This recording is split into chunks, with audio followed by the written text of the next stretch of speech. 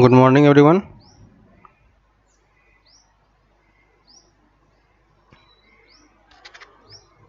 Audio clear है सबका? Good morning everyone. Audio clear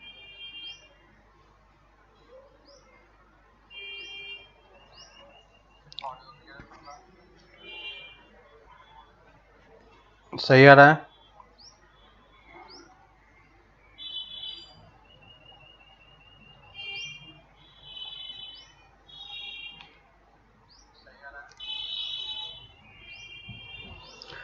okay ठीक है, तो हम लोग स्टार्ट करते हैं। जो डाउट्स वगैरह है किसी का,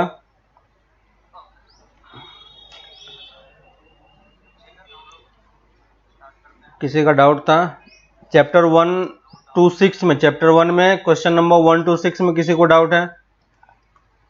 आई होप सबने कंप्लीट कर लिया होगा। ठीक है, मिसलेनियस में किसी का कोई डाउट?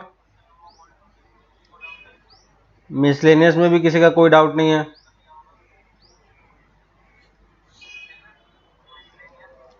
मिसलेनियस में कोई डाउट किसी को?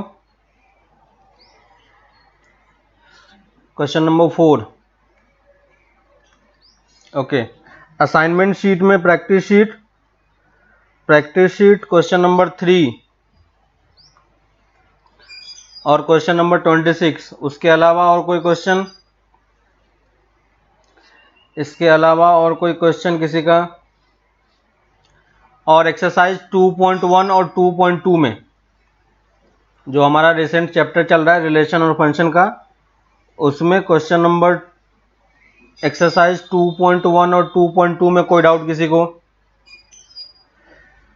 2.1 और 2.2 में किसी को डाउट?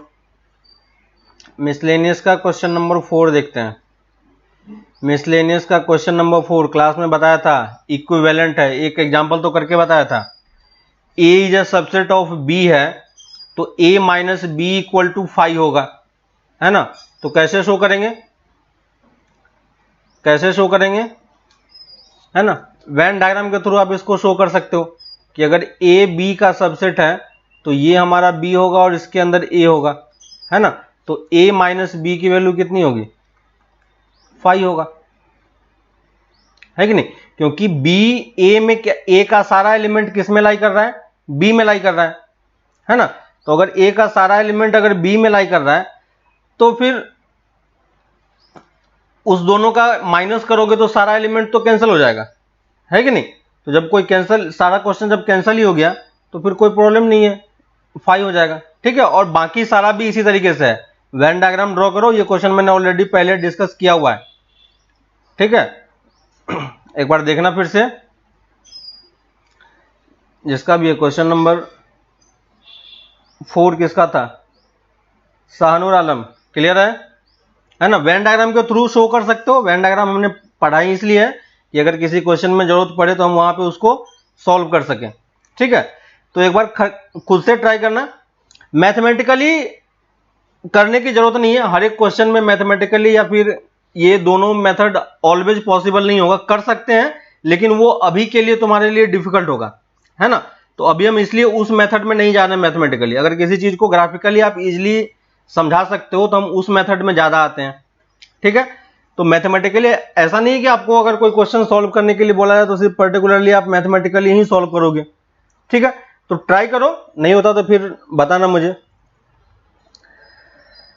डायरेक्टली भी सॉल्व कर सकते हो, हाँ डायरेक्टली भी सॉल्व कर सकते हो, कोई प्रॉब्लम नहीं है। सबसेट के फॉर्मेट में है तो आपको ये चीज वेन डायग्राम के थ्रू ज्यादा इजीली दिखाई पड़ेगा। ठीक है, और बाकी सारा फॉर्म आप, है ना? लेकिन इस वाले क्वेश्चन में आप एग्जाम्पल देके सॉल्व नहीं करोगे। एग्जाम्पल देके सॉल्व करोगे तो वो सही स्टेटमेंट नहीं होता है ना? लास्ट क्लास में आपको बताया था कि अगर कोई स्टेटमेंट ट्रू है तो ट्रू स्टेटमेंट के लिए आप कोई एग्जाम्पल देके सॉल्व नहीं कर पाओगे। ठीक है, तो ये हो गया। तो मिसलेनियस में क्वेश्चन नंबर 3 है। मिसलेनियस का क्वेश्चन नंबर 3 है। ओके, यहां पे नहीं है। ठीक है, तो मिसलेनियस में क्वेश्चन नंबर 3 देखते हैं। क्वेश्चन नंबर 3 में बोल रहा है ये तो क्लास में एग्जाम्पल करवाया था, किसका है, मिसलेनियस सुब्रजीत, क्लास में सॉल्व किया मैंने। ए बी इक्वल टू सी है तो हमें क्या प्रूफ करना पड़ेगा। एग्जाम्पल में देखो प्रीवियस जो हमारा लेक्चर था उस वाला सेट्स वाला, उसमें b इक्वल टू सी है तो हमें क्या करना होगा, b is a subset of c and c is a subset of b। ये क्लास में किया नहीं था, लेक्चर नोट्स में देखना, अगर क्लास का सब कुछ नोट किया हुआ है, क्लास का सब कुछ नोट किया हुआ है तो वो चीज आपको कॉपी में लिखा हुआ होगा।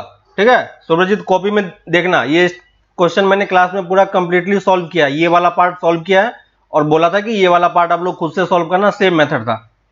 ठीक है, नोट्स में देखो, अगर सब कुछ बोर्ड का नोट किया हुआ है तो वो तो आपके नोट में होगा। ठीक है,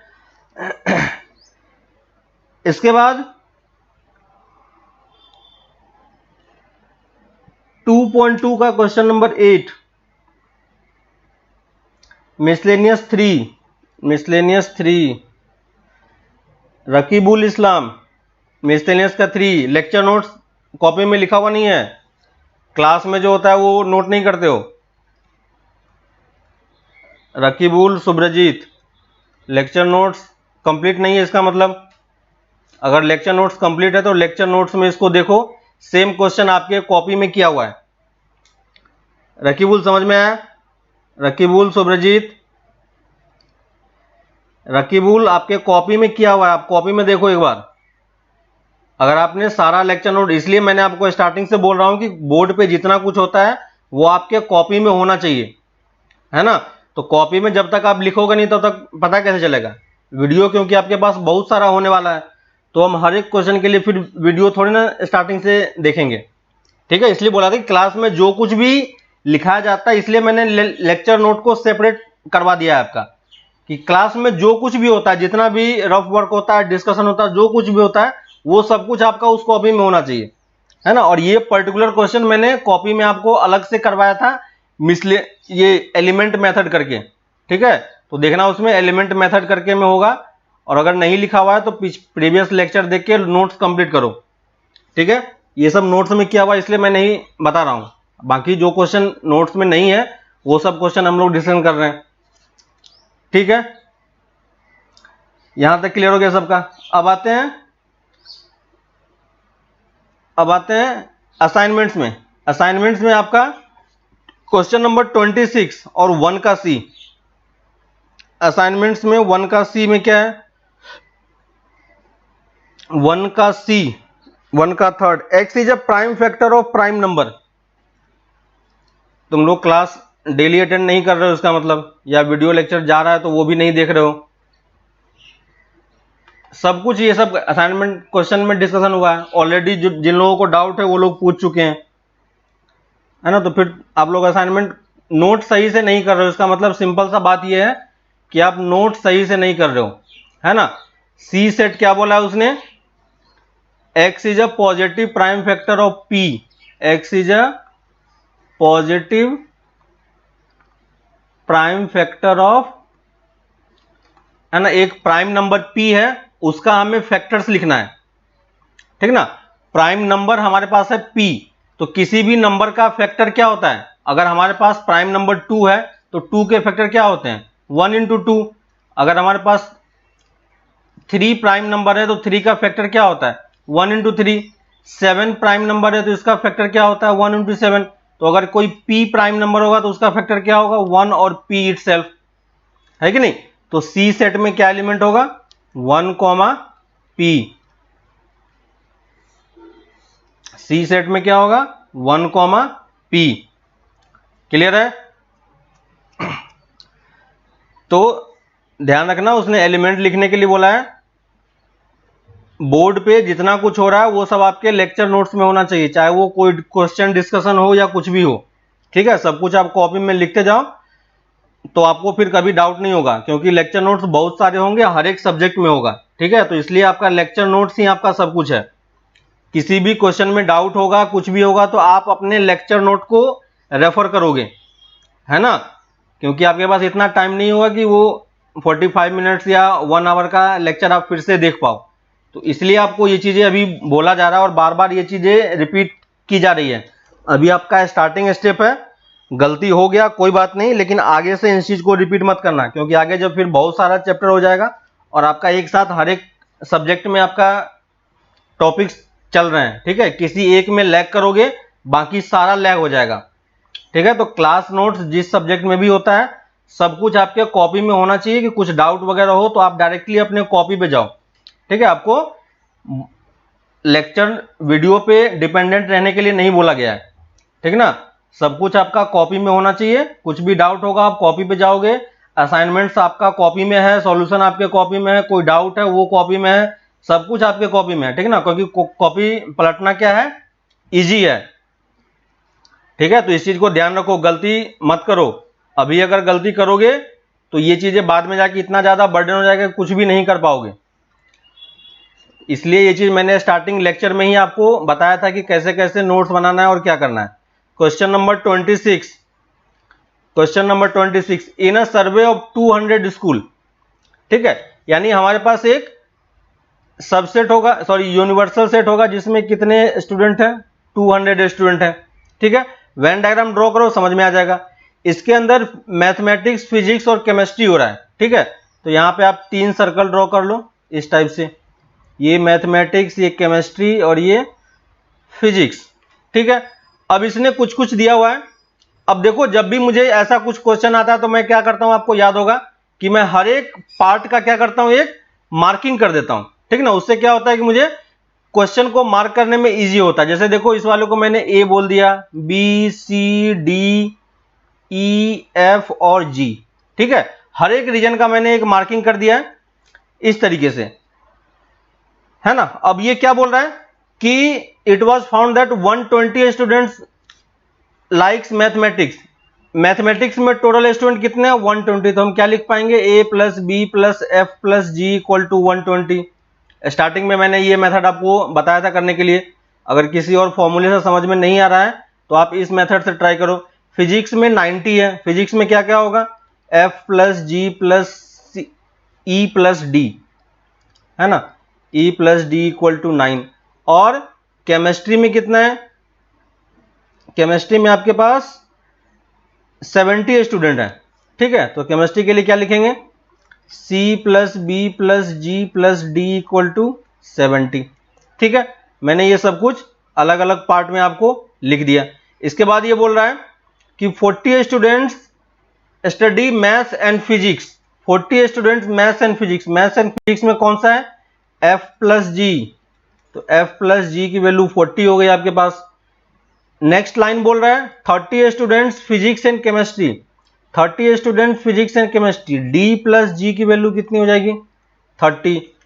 और नेक्स्ट एक और क्या बोल रहा है, 50 students right likes chemistry and maths, 50 student chemistry and maths. तो केमिस्ट्री और मैथ्स में क्या है, B plus G equal to 50, ठीक है। जो जो मार्किंग दिया हुआ बस आप उन सबको लिखते जाओ और इसमें कुछ करने की जरूरत ही नहीं है ना।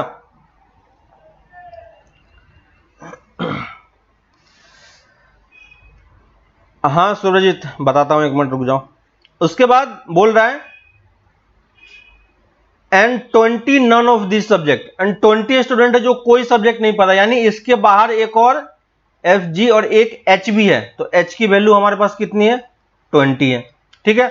और एक 200 हमें ये कंडीशन दिया हुआ है, इसका मतलब A plus B plus C plus D plus E plus F plus G plus H equal to 200। देखो आपके पास ये सारे क्वेश्चन है, A plus B plus C plus D की वैल्यू यहां दी हुई है, इन सब को यूज करके हमें किसकी वैल्यू फाइंड करनी है, जी इक्वल टू फाइंड करना है, ठीक है।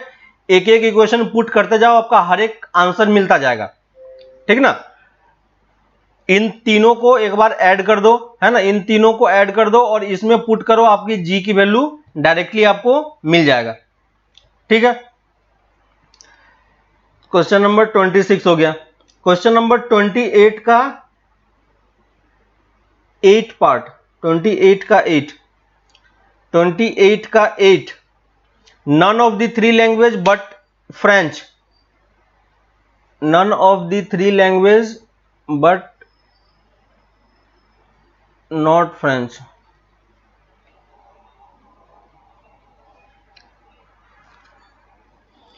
ट्वेंटी एट का 8 रहने दो, वो मिस प्रिंटिंग हो गया है, ठीक है। 28 का जो 8 वाला पार्ट है वो मिस प्रिंटिंग है, ठीक है, तो उसको छोड़ दो,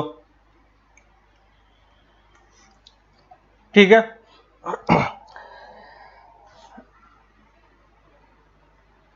ओके, अब आते हैं 1 का सी हो गया, बाकी सारा मिसलेनियस आपका ऑलमोस्ट कंप्लीट है, ठीक है। और किसी क्वेश्चन में डाउट हो तो नेक्स्ट क्लास में उसको कवर कर लेना, ठीक है। इसके बाद आते हैं, सुब्रजीत का डाउट है कि इफ एंड ओनली इफ में क्या मतलब होता है। जैसे ये वाला चैप्टर, जब हम लोग ये वाला जो क्वेश्चन जो पूछ रहे हो ये मैथमेटिकल रीजनिंग का है, ठीक है। तो मैथमेटिकल रीजनिंग हमारे सिलेबस में है, हम लोग आगे जब पढ़ेंगे तो वहां पे ये चीजें और अच्छे तरीके से आपको क्लियर होगी, ठीक है। अभी मैं बता देता हूं कि अगर हमारे पास दो स्टेटमेंट है, ठीक है, जैसे इफ एंड ओनली इफ, है ना। अगर जैसे इफ एंड ओनली इफ का मतलब क्या होता है, और इसी को हम क्या लिखते हैं, कभी कभी बुक में IFF लिखा रहता है, ठीक ना।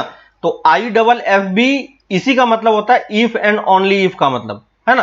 तो इफ एंड ओनली इफ अगर कहीं पे लिखा रहता है स्टेटमेंट, तो हमें उसको दोनों तरफ से प्रूफ करने की जरूरत पड़ती है, ठीक है। जैसे अभी जो आपने यहां पे किया था, A इक्वल टू बी वाला कंडीशन हमने सॉल्व किया था, है ना। तो सेट्स में अगर A इक्वल टू बी होता है तो हम क्या चेक सॉल्व करते हैं, A is a subset of B and B is a subset of A, है ना। तो यहां पे आपको ये भी सॉल्व करना है एंड ये भी सॉल्व करना है, ठीक ना। तो दोनों जब कंडीशन सॉल्व करोगे तभी ये स्टेटमेंट ट्रू हो पाएगा। इफ का मतलब, IFF का मतलब या इफ एंड ओनली इफ का मतलब यही होता है कि आपके पास कोई दो कंडीशन दिया हुआ है, उसके बीच में इफ एंड ओनली इफ लगा हुआ है, इसका मतलब ये इसको इंप्लाइज कर रहा है और ये इसको इंप्लाइज कर रहा है, ठीक है। इसी को अगर सिंबल के फॉर्म में लिखोगे तो इसका मतलब इस तरीके से होता है, ठीक है।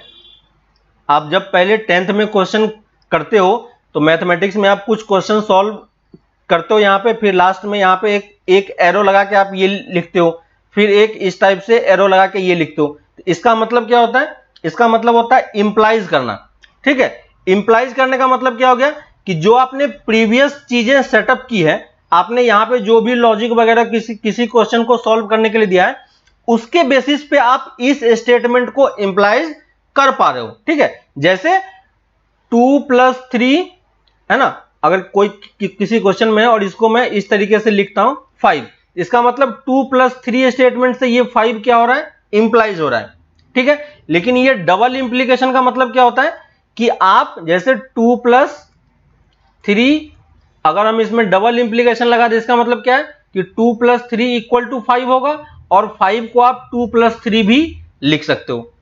क्लियर हुआ सुरजीत? तो और डिटेल में हम इसके बारे में मैथमेटिकल रीजनिंग वाले चैप्टर में पढ़ेंगे, है ना। तो इसलिए अभी जो जो वर्ड समझ में नहीं आ रहा है उसको पूछते रहो, लेकिन वो सब कुछ हमारे पास सिलेबस में आने वाला है, ठीक है। तो उसमें कोई प्रॉब्लम नहीं है कि वो चीज नहीं होगा, हम उसको आराम से करेंगे आगे चल के, ठीक है। तो आपका ये वाला पार्ट कंप्लीट हो चुका है, मिसलेनियस कंप्लीट हो चुका है, ठीक है। जिसका क्वेश्चन नंबर 3 और 4 में डाउट है, नोटबुक देखो, ठीक है। ये दोनों चीज हमने डिस्कशन कर लिया। एक्सरसाइज 2.1 का क्वेश्चन नंबर 2.2 का क्वेश्चन नंबर 8, ठीक है।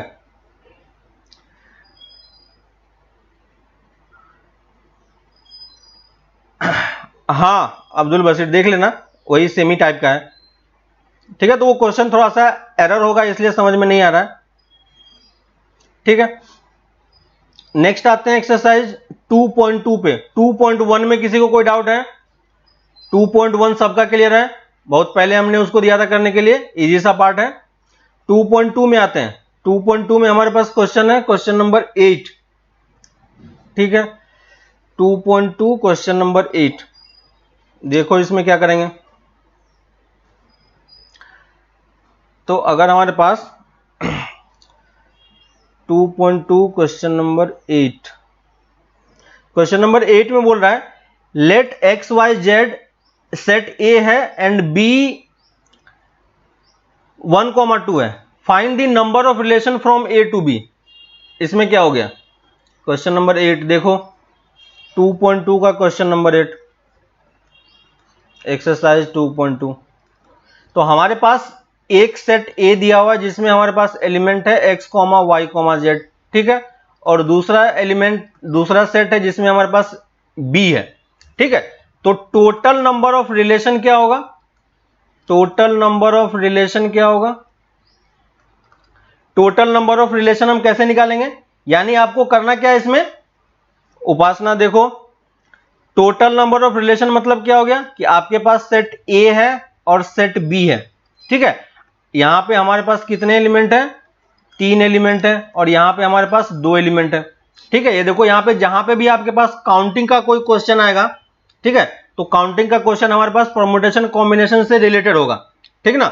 तो परम्यूटेशन कॉम्बिनेशन में हम इसको करेंगे। हाँ अब्दुल बशीर सही है। तो टोटल नंबर ऑफ रिलेशन मतलब क्या होगा कि आपको इसमें यह देखना है कि कितने आप नंबर ऑफ एलिमेंट, ठीक है, इसको आप फॉर्मूले की तरह लिख लो अभी, ठीक है, टोटल नंबर ऑफ, इसको एक पॉइंट बना के आप लिख लो, total number of relation from A to B is total number of subsets, total number of subsets in A cross B, ठीक है। तो आप ए क्रॉस बी फाइंड करो और ए क्रॉस बी से आप कितने सबसेट फॉर्म कर सकते हो, बस वही टोटल नंबर ऑफ रिलेशन होता है। और ये वैल्यू किसके इक्वल होती है, 2 to the power n of A cross B, ठीक है, क्लियर है। एक्सरसाइज 2.1 क्वेश्चन नंबर 9, एक्सरसाइज 2.1, 2.2 का 8 सबको समझ में आ गया, ठीक है, 2.2 का क्वेश्चन नंबर 8 समझ में आ गया। 2.1 पे आते हैं,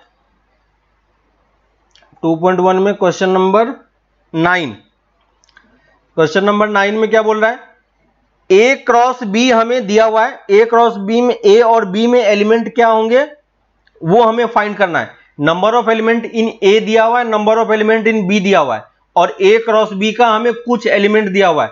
सेम क्वेश्चन नंबर 10 था, 10 में हमने सेम क्वेश्चन किया है, दोनों क्वेश्चन सेम टाइप का है, अगर 10 हो गया है तो 9 भी हो गया होगा, ठीक है। नंबर ऑफ एलिमेंट देखो यहां पे नाइन्थ में देखो क्वेश्चन नंबर 9 देखो, 9th में set number of element in set 3 दिया हुआ है, number of element in set B 2 दिया हुआ है, ठीक है, और कुछ एलिमेंट हमें दिए हुए हैं x, 1, ठीक है, y, 2, z, 1, y, 2 और z, 1, ठीक है।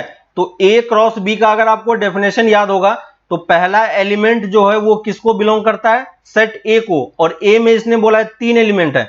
तो देखो इस तीनों एलिमेंट का जो पहला वाला पार्ट होगा वो किसका एलिमेंट होगा, सेट ए का। तो सेट ए में हमारे पास 3 एलिमेंट ऑलरेडी आ गए। सेट बी में बोल रहा है कि 2 एलिमेंट होना चाहिए, और सेट बी कौन सा एलिमेंट होता है, जो सेकेंड वाला पार्ट होता है। सेकेंड वाले पार्ट में क्या है, 1, 2, क्लियर है, हो जाएगा रकीबुल।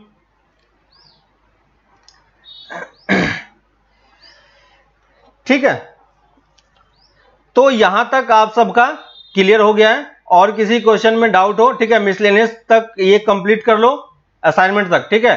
तो यहां तक आपका सब कुछ कवर हो चुका है, ठीक है। किसी क्वेश्चन में डाउट हो तो नेक्स्ट क्लास में पूछ लेना। संडे को एग्जाम है, सबको पता होगा, ठीक है। तो संडे को हम लोग जो भी टाइम दिया हुआ था उस टाइम से पहले हम लोग 5 मिनट पहले मिलेगा, है ना। ये चीज याद रखना कि आपको अपने कॉपी पे करना है, और ट्राई करो कि जो आपका असाइनमेंट वाला कॉपी है उसी पे करो ताकि आपके पास वो रहे, ठीक है। चेक कर, आपको उसका फोटो क्लिक करके पीडीएफ करके भेजना है, सिर्फ पीडीएफ, फोटो कोई मत भेजो क्योंकि फोटो चेक करने में काफी प्रॉब्लम होता है, ठीक है।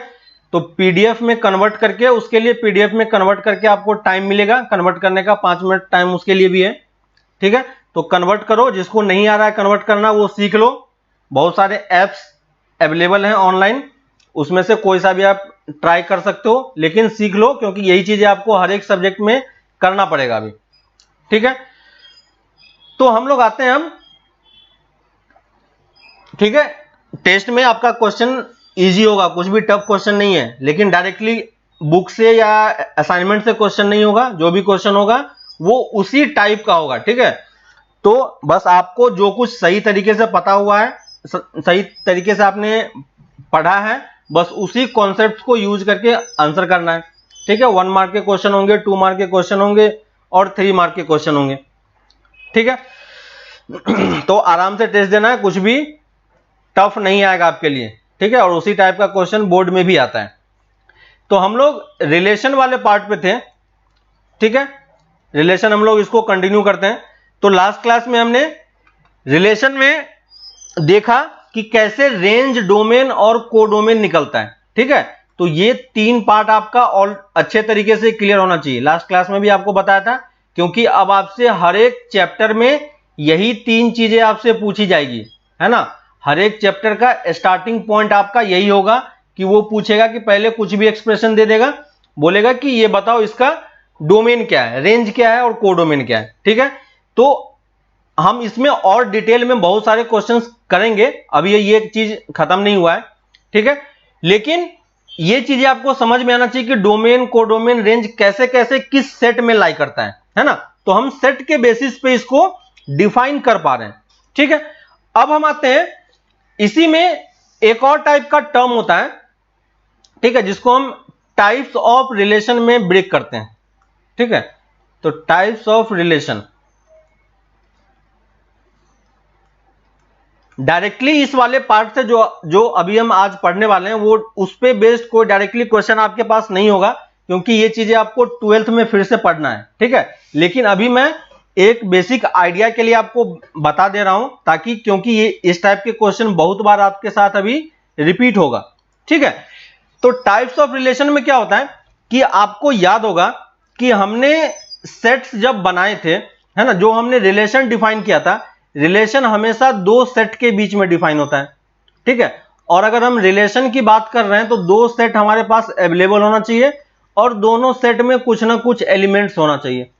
ठीक है, अब इन एलिमेंट्स के बीच में आपस में रिलेशन क्या होता है, उसके बेसिस पे क्या होता है कि रिलेशन का टाइप डिफाइन होता है। ठीक है, तो यहां पे मैं 2 टाइप का बना रहा हूं, है ना, 2 मैंने रिलेशन लिए हैं, 2 टाइप का मैं रिलेशन डिफाइन कर रहा हूं और इसको मैं एरो डायग्राम के थ्रू आपको शो करके बता रहा हूं, और इन दोनों में क्या डिफरेंस है आप उसको एक बार समझने का ट्राई करना। ठीक है, देखो मैंने यहां से मैं एलिमेंट स्पेसिफाई नहीं कर रहा हूं, बस आप एरो को देखो कि एरो का रिलेशन किसका किसके साथ है। ठीक है, एक मैंने ये बनाया और दूसरा मैंने ये बनाया।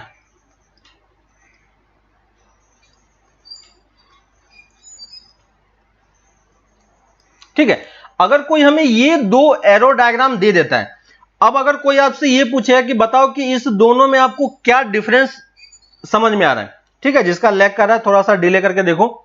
अगर कोई मुझसे ये पूछता है कि इन दोनों फिगर में आपको क्या डिफरेंस नजर आ रहा है, तो डिफरेंस और टाइप्स की बात हम कर रहे हैं, तो अभी मैं आपको ये चीज समझाने का ट्राई कर रहा हूं कि मैं अभी सिर्फ सेट ए पे फोकस हूं।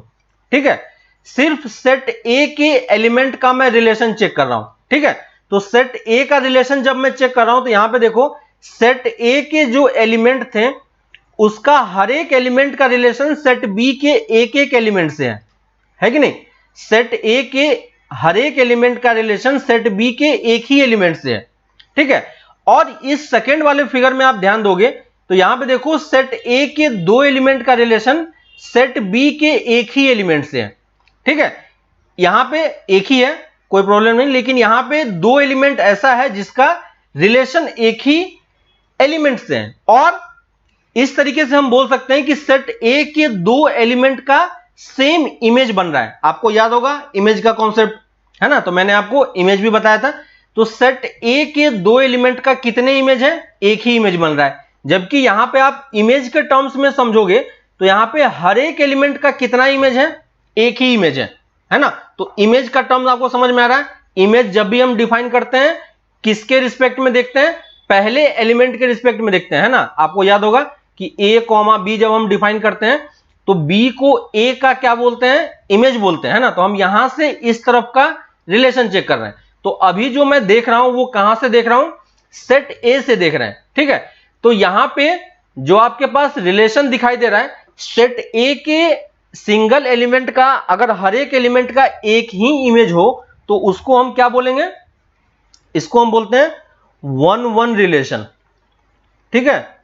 1-1 रिलेशन, 1-1 रिलेशन मतलब समझ में आया सबको, 1-1 रिलेशन, है ना। 1-1 रिलेशन मतलब क्या हो गया कि सेट ए के एक एलिमेंट का सेट बी के एक ही एलिमेंट से रिलेशन है, ठीक है।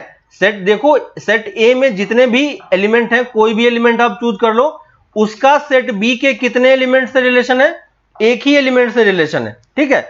और यहां पे देखो सेट ए के दो एलिमेंट का सेट बी के एक एलिमेंट से रिलेशन है, तो इस टाइप के रिलेशन को हम क्या बोलते हैं, मेनी वन, ठीक है।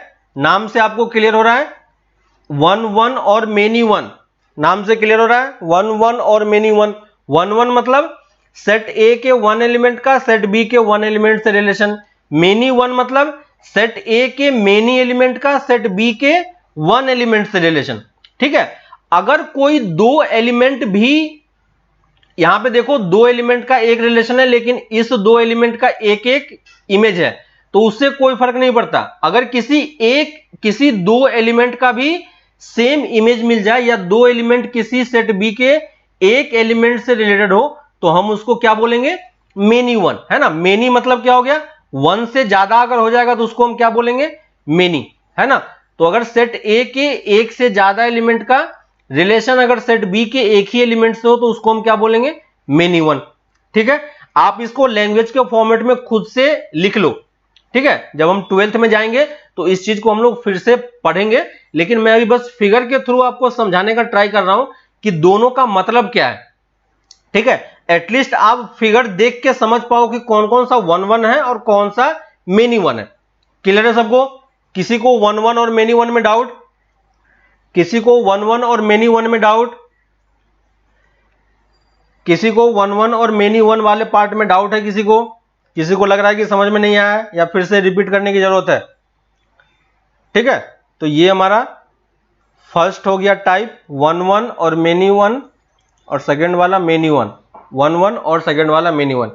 किसी को कोई डाउट है, नो डाउट, वेरी गुड, ठीक है। किसी को इस वाले पार्ट में समझने में कोई डाउट हो तो बता दो, ठीक है।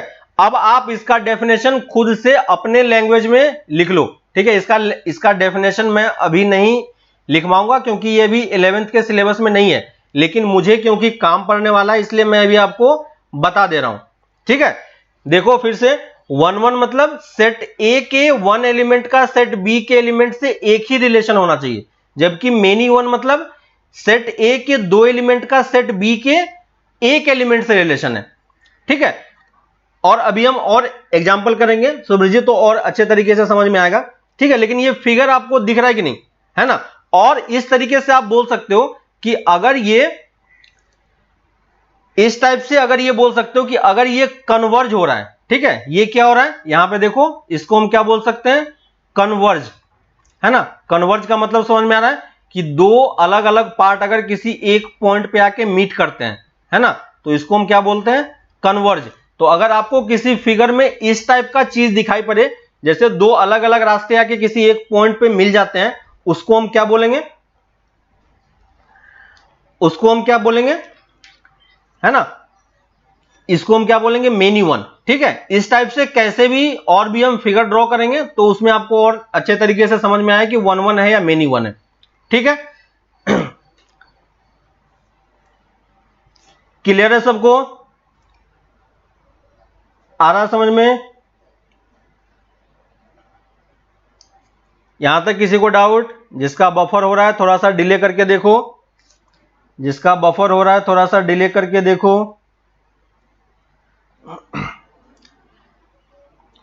ठीक है। तो 1-1 सबको क्लियर है,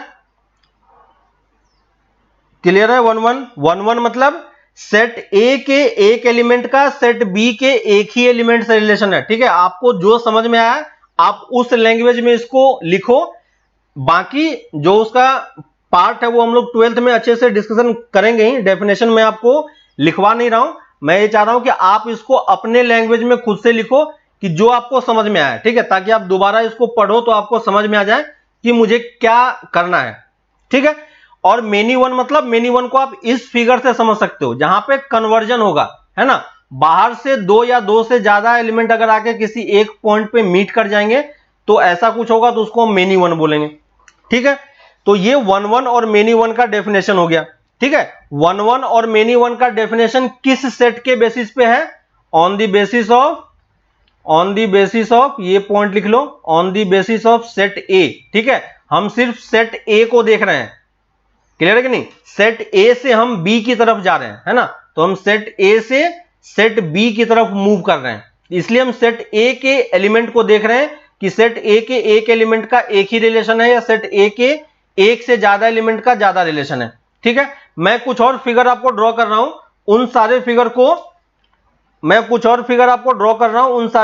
आप ड्रॉ करके देखो, ड्रॉ करो और उसमें आप लिखते जाओ कि ये वन वन है या मेनी वन है।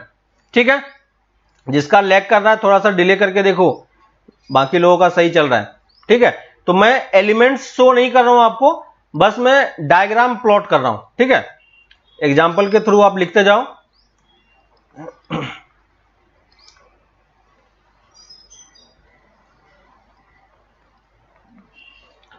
ठीक है, यहां पे बस आप ये ध्यान रखना कि जो ये एरो शो करता है ये रिलेशन बताता है कि सेट ए से बी की तरफ जाना है। ठीक है, यहां पे जो एरो दिखा रहा है ये दिखा रहा है कि सी से डी की तरफ जाना है। ठीक है, और यहां पे जो सेट के एलिमेंट के बीच में रिलेशन है मैं ऐसा कुछ रिलेशन बना रहा हूं। ठीक है, जहां पे डॉट है इसका मतलब वो एलिमेंट है।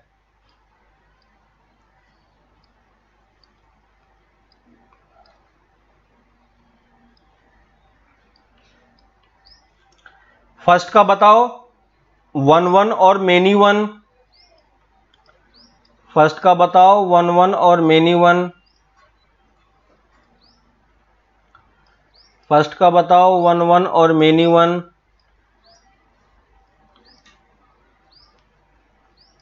फर्स्ट का बताओ वन वन और मेनी वन।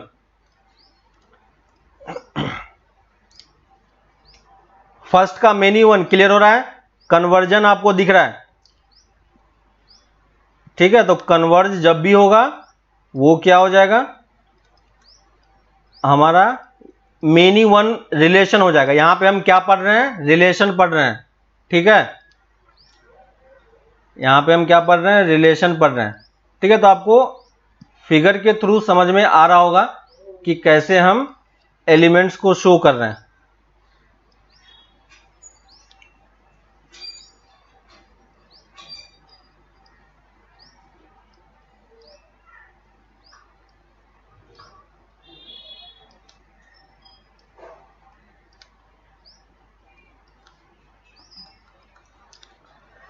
सेकेंड का बताओ, सेकेंड का बताओ, सेकेंड वन वन है, वेरी गुड, क्लियर है सबको। वन वन और मेनी वन समझ में आ रहा है सबको।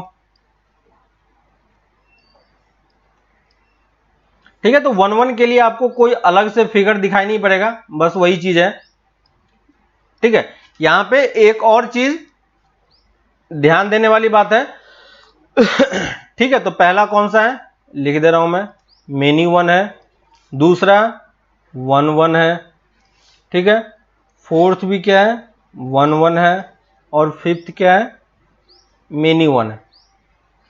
ठीक है, तो देखो यहां पे पहले वाले में सेट ए का कुछ एलिमेंट खाली रह गया है ना, इसका कोई रिलेशन नहीं है, तो हमें उससे कोई प्रॉब्लम नहीं है। ठीक है, खाली हो या रिलेशन हो, बस हमें यह देखना है कि एक से ज्यादा एलिमेंट के साथ रिलेशन है या नहीं है। ठीक है, तो ये वाला पार्ट आपको अच्छे तरीके से क्लियर हो गया होगा कि वन वन और मेनी वन का को हम कैसे कैटेगराइज कर रहे हैं और कैसे हम फिगर के थ्रू इसको समझ सकते हैं। ठीक है, नेक्स्ट आते हैं, एक और टाइप का डिवीजन होता है।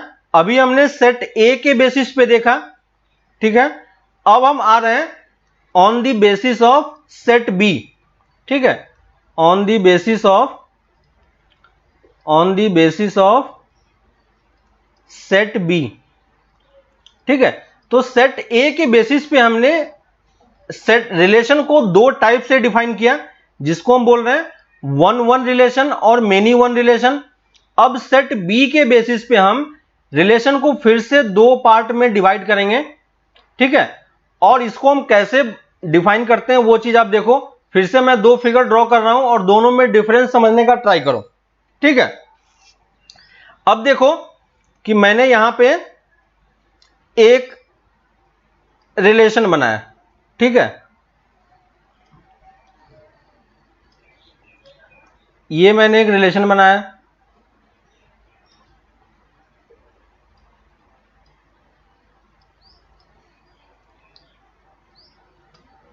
ठीक है, अब देखो इन दोनों फिगर में आपको कुछ डिफरेंस समझ में आ रहा है। डिफरेंस इन द सेंस किसके बेसिस पे? On the basis of set B. अब हमारा मेन फोकस सेट बी होना चाहिए। ठीक है, तो सेट बी के पार्ट में देखो कि सेट बी में एक्चुअली में कितने एलिमेंट थे हमारे पास? 4 एलिमेंट हैं, है ना। और चारों एलिमेंट सेट ए के किसी न किसी एलिमेंट से क्या है? ऑक्यूपाइड है, यानी उसका किसी न किसी सेट ए के एलिमेंट के साथ क्या है? रिलेशन एस्टेब्लिश्ड है कि नहीं। अब सेकेंड वाले फिगर में आप देखोगे तो सेकेंड वाले फिगर में भी हमारे पास 4 एलिमेंट हैं, लेकिन 4 एलिमेंट में से सिर्फ 3 एलिमेंट का ही सेट ए के किसी न किसी एलिमेंट के साथ रिलेशन है कि नहीं। तो सेट दोनों में डिफरेंस हम सेट बी के बेसिस पे इस तरीके से कर पा रहे हैं। ठीक है, तो यहां पे हम इसको किस तरीके से डिफाइन करते हैं? तो यही set B, on the basis of set B हम रिलेशन को फिर से दो पार्ट में डिवाइड करते हैं। एक पार्ट को हम बोलते हैं ऑन टू, ठीक है, और एक पार्ट को बोलते हैं इन टू, है ना। अब ऑन टू और इन टू को हम कैसे फिगर के थ्रू समझेंगे? तो यहां पे देखो कि अगर कोई आपसे ये पूछे कि इस वाले फिगर में, ये जो फर्स्ट फिगर है ना, और ये सेकंड फिगर है, तो फर्स्ट फिगर में कोई मुझे बता सकता है कि अगर मैं इसमें एलिमेंट का नाम दे दूं, ठीक है, ए बी सी डी। ठीक है, अगर कोई मुझसे ये पूछता है कि आप ये बताओ कि number of element in set B कितना है और number of element in codomain कितना है, एनीवन?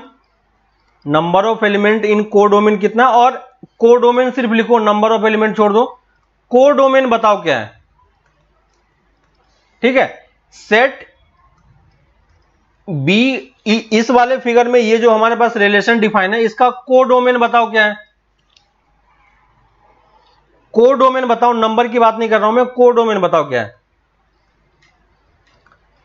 ठीक है, कोडोमेन और रेंज लिख के बताओ दोनों वाले एग्जांपल में। ठीक है, कोडोमेन और रेंज निकाल के बताओ दोनों एग्जांपल में, क्योंकि दोनों आप पढ़ चुके हो कोडोमेन और रेंज कैसे निकलता है। ठीक है, कोडोमेन क्या होता है? सेट बी का ही एलिमेंट होता है कि नहीं? याद होगा आपको, सेट बी का ही एलिमेंट होता है। वेरी गुड बीना। तो कोडोमेन हम क्या लिखेंगे? ए बी सी डी, और क्योंकि सेट है इसलिए कर्ली ब्रैकेट में लिख दिया। रेंज क्या होगा? पहले वाले एग्जांपल का रेंज क्या होगा? हां, सही है सबका। सुब्रजीत, शाहनूर, अब्दुल, सुप्रजीत, बीना, सौमिक। रेंज बताओ क्या होगा? रेंज बताओ कोई क्या होगा? पहले वाले का रेंज बता दो कोई क्या होगा? रेंज भी क्या होगा? सेम ही है कि नहीं? क्या रेंज और कोडोमेन में यहां पे कोई फर्क है? नहीं दिख रहा होगा आपको, क्योंकि हर एक एलिमेंट का कुछ ना कुछ रिलेशन है ना। तो इस वाले पार्ट में आपके पास क्या होगा? Range equal to codomain, range equal to codomain. Second वाले पार्ट में बताओ, रकीबुल इस्लाम, ए क्या लिखा है? Capital A. रेंज कहां से निकालते हैं? भूल गए? रेंज कहां से निकालते हैं? सेकेंड वाले एलिमेंट से, सेकेंड वाले सेट से। सेकेंड वाले का बताओ, सेकेंड वाले का कोडोमेन क्या होगा और रेंज क्या होगा? कोडोमेन तो हमें दिखाई दे रहा है, कोडोमेन हम क्या लिखेंगे? सेट बी, है कि नहीं। सेकंड वाले का कोडोमेन क्या हो जाएगा, सेट बी। और रेंज बताओ क्या होगा, रेंज बताओ क्या होगा, रेंज बताओ क्या होगा। अब्दुल बशीर, कोडोमेन एसीडी क्यों होगा, रेंज बता रहे हो या कोडोमेन बता रहे हो। कोडोमेन और रेंज में फर्क होता है। शाहनूर, एसीडी क्या है, बाकी लोग समझ में आ रहा है। कोडोमेन क्या होगा, सेट बी होगा। और रेंज लिखेंगे तो रेंज क्या होगा, रेंज जो सेट ए के एलिमेंट से रिलेटेड है, तो क्या होगा, ए कॉमा सी कॉमा डी। अब बताओ कि यहां पे रेंज और कोडोमेन में क्या रिलेशन है, रेंज और कोडोमेन में क्या रिलेशन है, क्या रेंज कोडोमेन के इक्वल है, नहीं है, दोनों सेट है। इसलिए यहां पे हम क्या लिख सकते हैं, और ये वाला सिंबल हम हटा भी सकते हैं। तो यहां पे हम क्या लिखेंगे, range is a proper subset of codomain, ठीक है। और यही इसका क्या होता है, डेफिनेशन होता है, ठीक है। ऑन टू जब भी आप चेक करोगे तो आपको क्या चेक करना पड़ेगा, रेंज और कोडोमेन, है ना। और इनटू चेक करना होगा तो क्या चेक करना होगा, रेंज और कोडोमेन, ठीक है। अगर रेंज और कोडोमेन इक्वल हो गया, है ना, रेंज और कोडोमेन इक्वल हो गया तो वो कौन सा सेट कहलाएगा, कौन सा रिलेशन कहलाएगा, ऑन टू रिलेशन। और अगर रेंज कोडोमेन का सबसेट होगा, है ना, प्रॉपर सबसेट होगा, तो उसको हम क्या बोलेंगे, इनटू रिलेशन। क्लियर है। तो ऑन टू और इनटू में रिलेशन आप बता सकते हो, है कि नहीं। ऑन टू और इनटू में रिलेशन हम देख के बता सकते हैं एटलीस्ट। क्लियर सबको, है ना। तो ऑन टू और इनटू में रिलेशन समझ में आ गया, है ना। ऑन टू को आप इस तरीके से समझो कि हमारे पास दो प्लेट है, ठीक है, दो इक्वल साइज का प्लेट है। अगर एक प्लेट के ऊपर दूसरे प्लेट को रखोगे तो वो उसको क्या कर लेगा, कंप्लीटली कवर कर लेगा, है ना। तो अगर कंप्लीटली कवर हो रहा है तो उसको हम क्या बोल रहे हैं, ऑन टू। और अगर ये कंप्लीटली कवर नहीं हो रहा है, कंप्लीटली कवर नहीं हो रहा है, इसका मतलब एक थाली है आपके पास और एक प्लेट है ना। तो बड़ा वाला इसके अंदर में आ रहा है कंप्लीटली, तो इसको हम क्या बोल रहे हैं, इनटू, है ना। तो इनटू और ऑन टू का डिफरेंस आपको समझ में आ रहा होगा। क्लियर है। तो ये हमारा डेफिनेशन हो गया ऑन टू, इनटू और वन वन और मेनी वन का। क्लियर है। अब मैं कुछ फिगर ड्रॉ कर रहा हूं, है ना। तो देखो ये दोनों चीजें अलग अलग चीजें हैं, ऑन टू इनटू और वन वन मेनी वन अलग अलग चीजें हैं, है ना। तो वन वन और मेनी वन और ऑन टू एंड इनटू, ठीक है। ये किसके बेसिस पे है, on the basis of set A, है ना, on the basis of set A. और ये क्या है, on the basis of set B, है ना। मतलब क्या है कि आपका बस सोचने का डायरेक्शन अलग अलग हो रहा है। पहले आप किस डायरेक्शन से सोच रहे थे, सेट ए को लेके सोच रहे थे, अब आप सेट बी को लेके सोच रहे हो, ठीक है। तो एक ही जो रिलेशन है वो दोनों में से कुछ भी हो सकता है, ठीक है। तो अब मैं फिगर ड्रॉ कर रहा हूं और आप मुझे बताना कि ये वन वन है, मेनी वन है, ऑन टू है, इनटू है, क्या है, ठीक है। लिखो फर्स्ट एग्जांपल। हर एक फिगर में आप देख के मुझे बताते जाओ कि ये किस टाइप का रिलेशन है।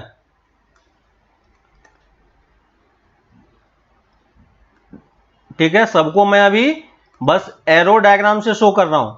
अगर आपका एक बार पिक्चर माइंड में बैठ जाए कि ये इस तरीके से हो रहा है, ठीक है, तो आपको थ्योरेटिकल समझने में काफी आसानी होगी, ठीक है।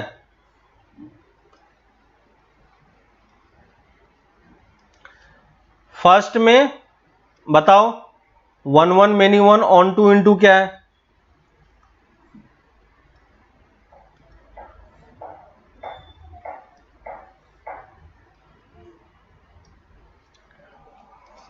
बताओ क्या होगा, one one many one onto into क्या है।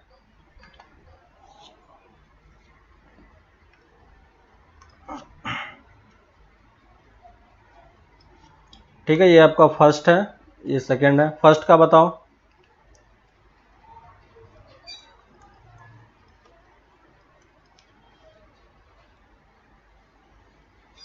किसी का आया?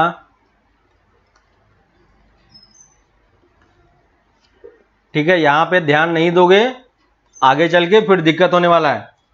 फर्स्ट वाला क्या होगा? Many one. क्या सिर्फ मेनी वन है ना? आपको दोनों डायरेक्शन से अब सोचना है। मैंने अलग अलग डायरेक्शन से आपको लिख के बता दिया। ठीक है, अब आपको दोनों डायरेक्शन से सोच के आंसर बताना है कि ये क्या होगा। ठीक है, तो 1 1 एक, हर एक सेट क्या होगा? 2 सेट के बेसिस पे आएगा, है ना? तो 1 1 भी हो सकता है, मेनी वन भी हो सकता है ना? ऑन टू इन टू भी हो सकता है। तो आपको चारों में से हर एक रिलेशन के लिए 2 चीजें आपको बतानी है। ठीक ना? हर एक के लिए आपको क्या करना है? 2 चीजें हमें लिख के बतानी है।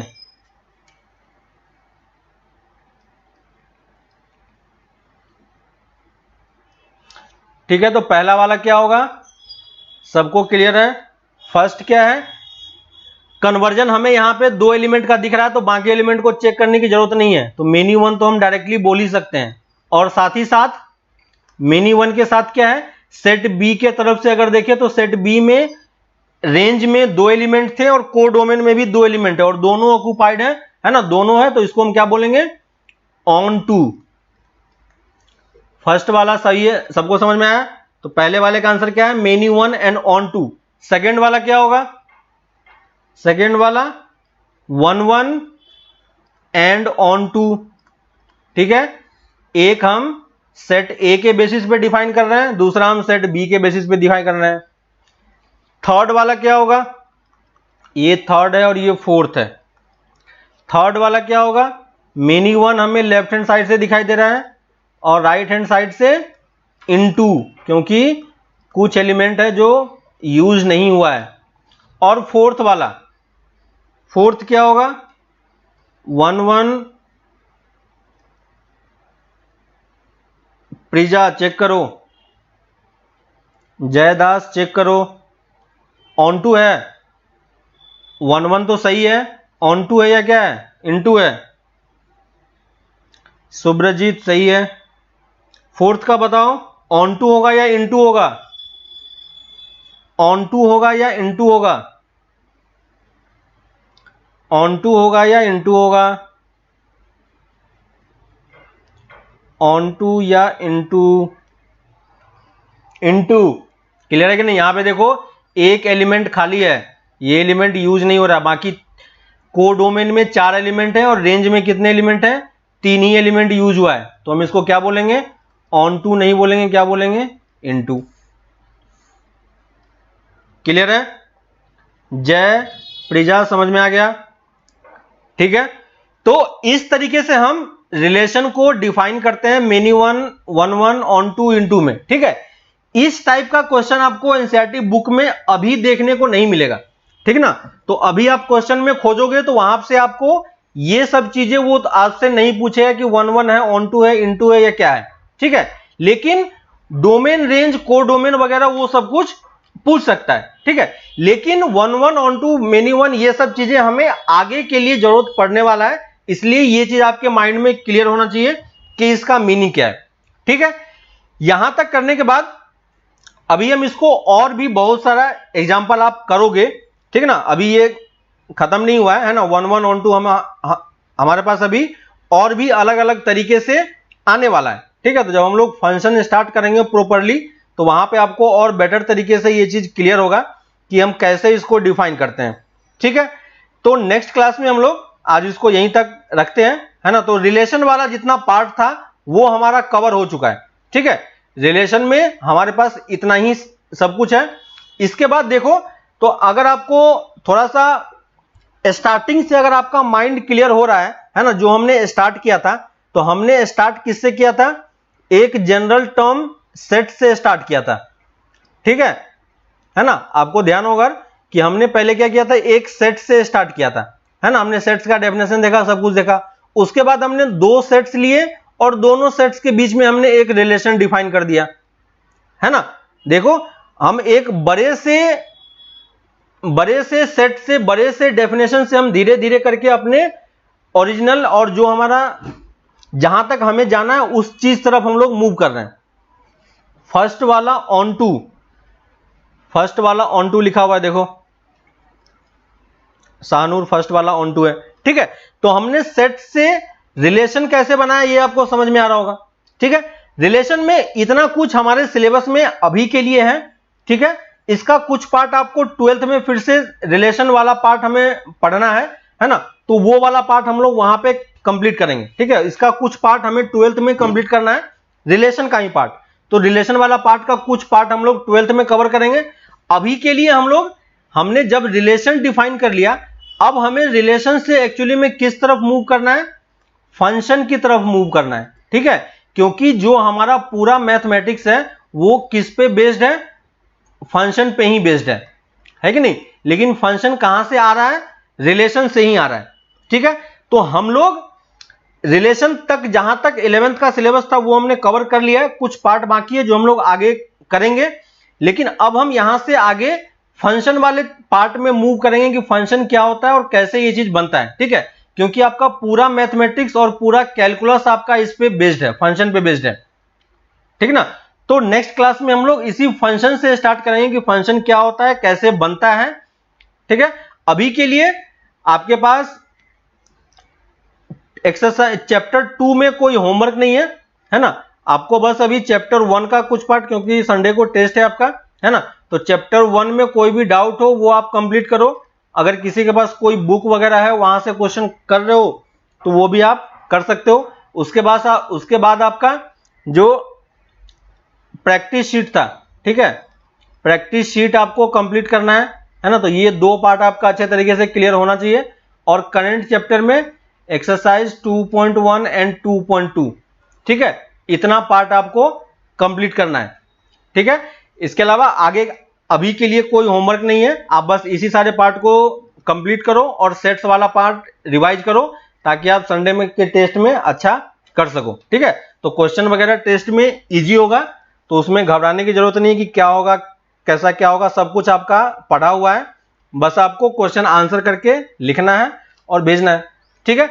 तो इसके बाद हम लोग नेक्स्ट क्लास में कल हम लोग फंक्शन से स्टार्ट करेंगे, ठीक है। यहां से आपका रियल मैथमेटिक्स स्टार्ट होगा, ठीक है। तो नेक्स्ट क्लास में हम लोग फंक्शन से स्टार्ट करेंगे और उसके बाद बहुत सारी चीजें हमें इसमें पढ़ना है, तो ये चैप्टर थोड़ा सा लेंदी जाएगा, ठीक है। तो तब तक थोड़ा सा पेशेंस रखो, ठीक है। फिर हम लोग नेक्स्ट क्लास में कल मिलते हैं, तब तक आप ये सब चीजें कंप्लीट करो, ओके। चलो बाय।